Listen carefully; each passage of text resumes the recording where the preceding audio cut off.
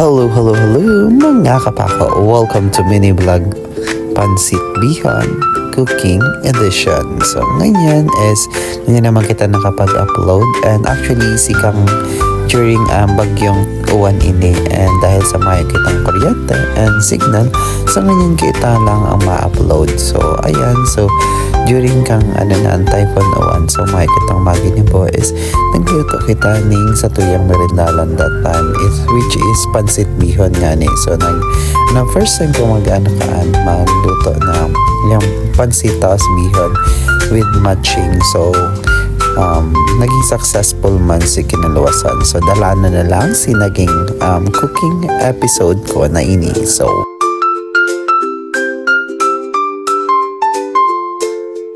So, nagluluto kita, so mairestoryahan mo na kita. So, kumusta ka mo? So, mataka ka mo if dahil manyan sa nakita nakapag-upload, and dahil sa manyan din kita nakapag-edit. So, ayan, during kada ko talaga nakatarenggaman na mga i-upload ko ka. So, day ko pa na-edit, and dahil nga sa waraning signal, and wala din ning kuryente. So, low ba talaga literal sa tuyang cellphone, and nagtyaga man kita na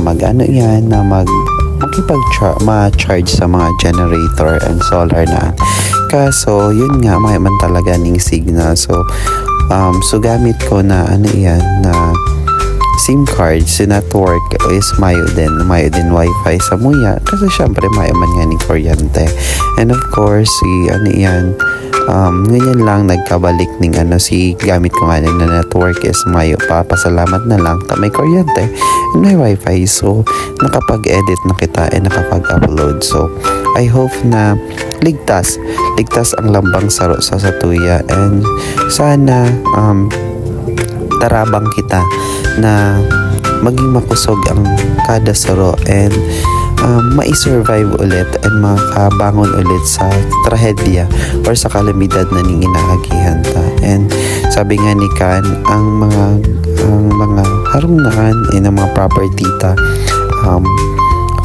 makukuata lang yan, pero yung buhay na pasalamat man na dai kita na kumbaga nag-abot sa punto na may mga nagsakripisyo ng buhay pa dahil sa kalamid na daan. So sarong remind na ini na dapat maging maingat and maging handa kita sa mga masurunod pa, na akala ta yung mga dating nakasanayan ta na kalamidad is ngunyan ibang-iba na, and kaipuhan tang maging ready talaga kita sa mga masurunod pa. And I hope na daiman sa naghahangad kita na sa mga masurunod naan, kasi isa-iba ang gusto na mag-agi ulit sa araw gani, pero reality kumbaga, real talk kumbaga, na dapat maging handa kita sa mga iba pa. And sabi nga ni si mga emergency kits, si mga kinakaipuhan na ihanda and kinakaipuhan na prepararan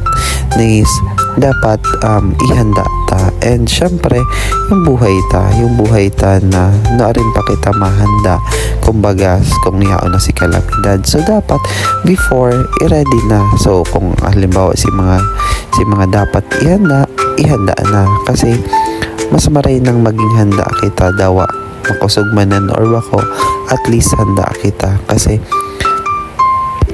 maray nang nag-iingat kita, and lalong-lalo na ingatan taang sa tuyang buhay. And ini is kumbaga message ko lamang sa mga inagihan, lalo na sa partido area, na kaya ta ini na malampasan, and mga uragon baga kita na dawa anuman na inaagihan ta, malalampasan ta yan na magkairibahan. And syempre dahil malingaw si pananampalataya and si prayer ta kay God na dawa anuman inaagihan ta is pakusugon lang kita ni God, and yaon si presensya niya, and masasurvive ta.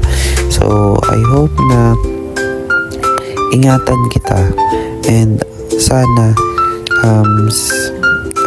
makabangon kita, and lalong-lalo na si mga lugar na grabe din talaga yung inagihan kang bagyong uwan na yan. So iringat na lang, and permi lang kita na G sa mahal na Diyos. So, this is Nino Rangab sa buko, or Sir Paco, signing off. Bye-bye! See ya sa next mini vlog ko. Thanks for watching.